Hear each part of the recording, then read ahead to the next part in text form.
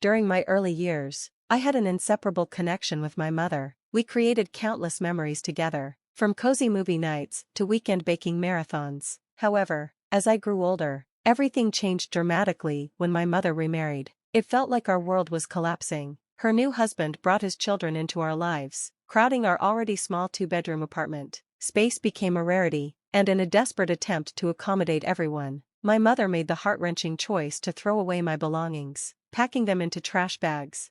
Seeing my treasured memories reduced to garbage devastated me. I stared at the remnants of my past life, photo albums, trophies, posters, and affirmations that once brightened my walls. It hit me hard that everything I cherished had been carelessly discarded. A deep sense of betrayal washed over me. How could my mother erase my existence, my achievements, my cherished possessions? Driven by a blend of anger and desperation, I confronted her, demanding an explanation for her cruel actions. In a moment of rage, I unleashed hurtful words, questioning her priorities and decisions. Regret loomed over me, but my pain drowned out any rational thought.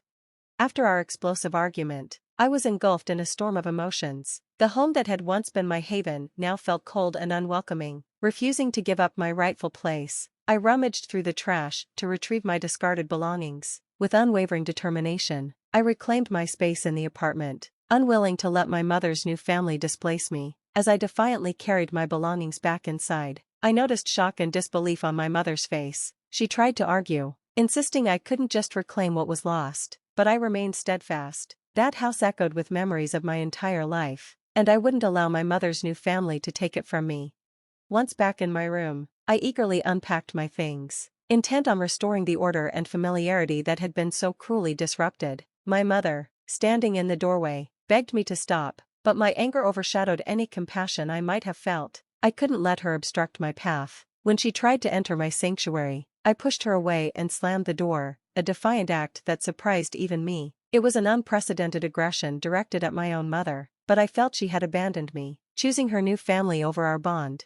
Following that incident, our communication became strained and bitter. I was aware that my actions had hurt her, but I couldn't muster the compassion to care. The atmosphere in the house crackled with tension, heightened by my stepfather's constant disparagement of my presence. I grew increasingly irritable, my patience wearing thin. The breaking point came when my stepfather audaciously declared my room would be for his children. I was incredulous. This man had already taken everything I valued, and now he wanted to claim my last sanctuary.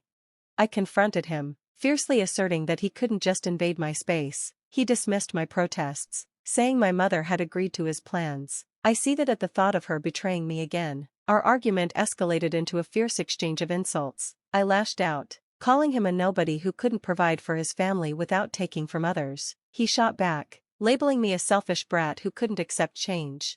In the end, I felt defeated, with my mother siding with him, urging me to compromise for the sake of family harmony. But I couldn't shake the feeling that I had already sacrificed too much. Fueled by anger and desperation, I threatened my mother and stepfather, vowing to teach them a lesson. Their shocked expressions didn't deter me. I stormed back to my room, slamming the door behind me, feeling utterly powerless and isolated. Amidst my despair, a memory flickered back to life. The two-bedroom apartment belonged to my paternal grandmother, who had entrusted it to my parents when they first moved to the city. During times of crisis, she had always been my rock, filling the gaps my mother couldn't.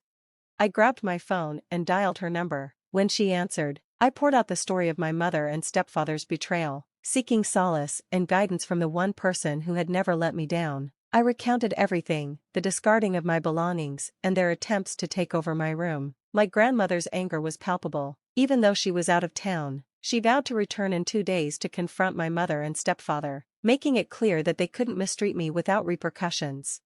A wave of relief washed over me. For the first time in weeks, I felt supported, knowing I had someone ready to fight for me. As I hung up the phone, I anxiously awaited her arrival, unsure of what lay ahead but hopeful that change was on the horizon. Then, the doorbell rang.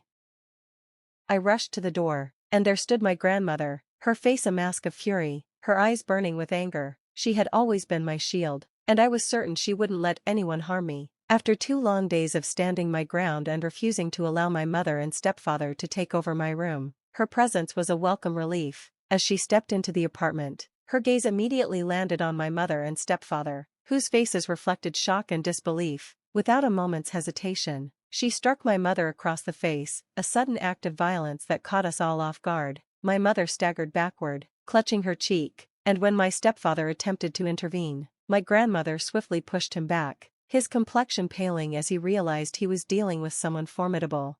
My grandmother surveyed the cramped apartment, absorbing every detail before turning to my mother and stepfather. She declared, loud and clear, that she was the rightful owner of the place and that I was her granddaughter. Fear washed over them as they grasped the seriousness of the situation. My grandmother launched into a lecture about their treatment of me, her words slicing through the tension in the room. A wave of relief enveloped me. For the first time since my mother remarried, I felt supported, knowing someone was truly advocating for me. The atmosphere was thick with unease as my grandmother's authoritative voice resonated throughout the apartment. My mother and stepfather, filled with indignation and resentment, were put in their place, but my grandmother had more to say. "You should be ashamed of yourselves," she reprimanded, her voice steady and unwavering, demanding accountability for their actions. Her words cut through the air like a knife. "How can you treat your own daughter this way? How dare you throw her out of her room? It's a disgrace," she chastised, her voice brimming with righteous fury. When my mother attempted to interject, my grandmother silenced her with a raised hand. "No, I don't want to hear your excuses. Pack your things and take your stepchildren with you. I don't want to see either of you again until you learn to treat your own flesh and blood with respect."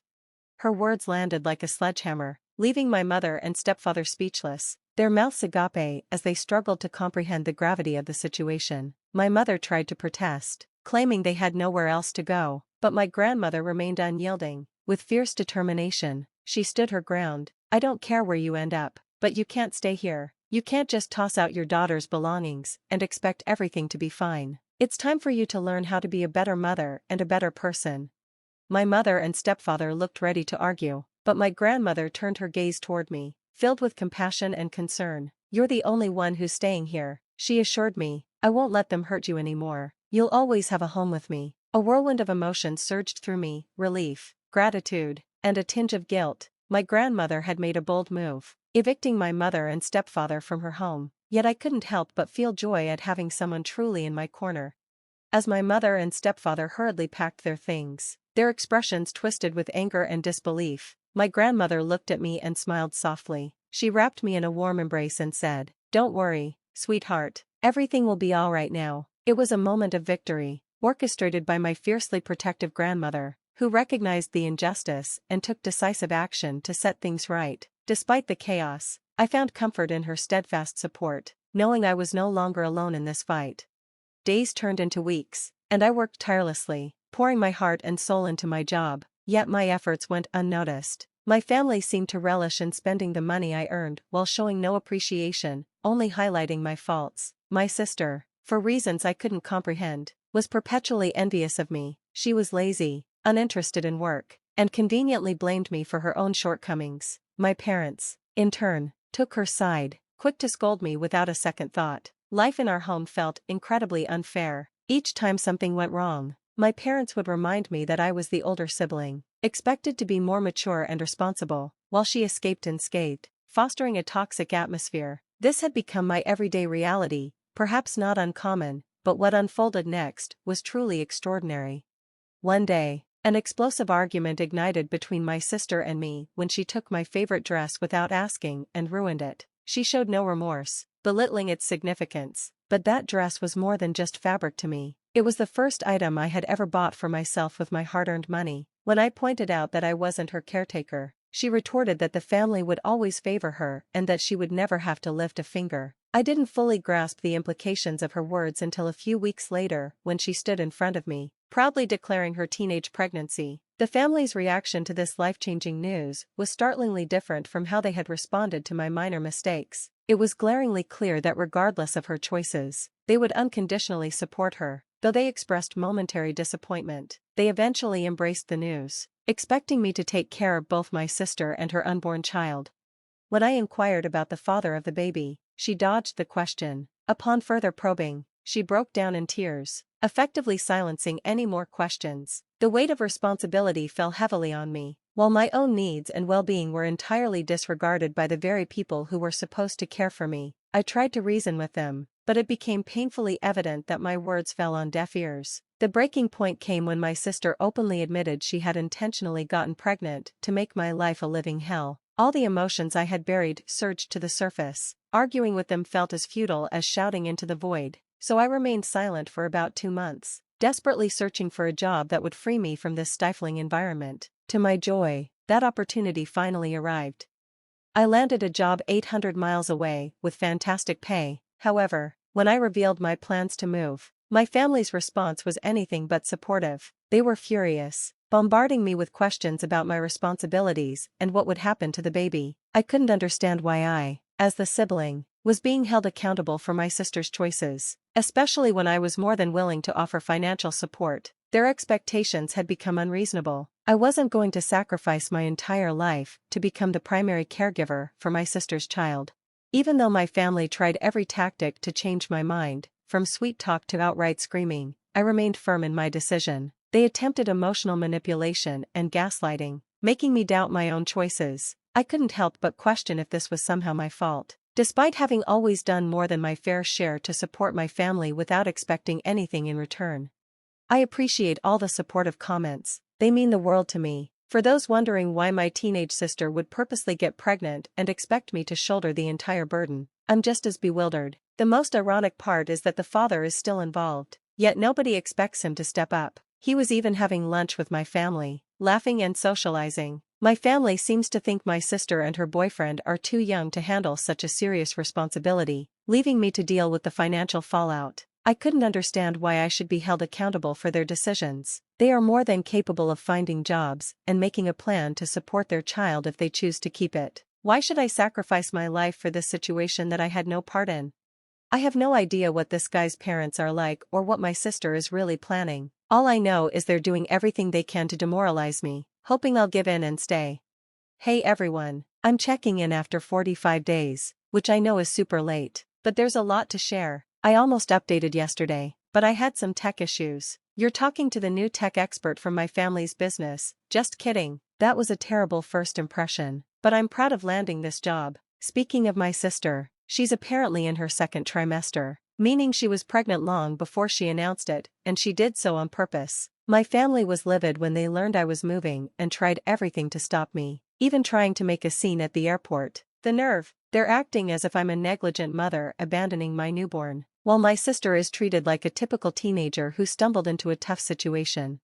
Just when I think the drama has died down, more chaos ensues. My family is completely unhinged. I can't believe how unfazed they are by the situation, treating my decision to work 800 miles away as just a rebellious phase. To make matters worse, my mom called yesterday, suggesting I should adopt the baby once it's born and pretend to be the mother so my sister can go back to school without the stigma of being a teen mom. It feels like everything my family does revolves around her. Just when I thought they couldn't surprise me further, they proved me wrong.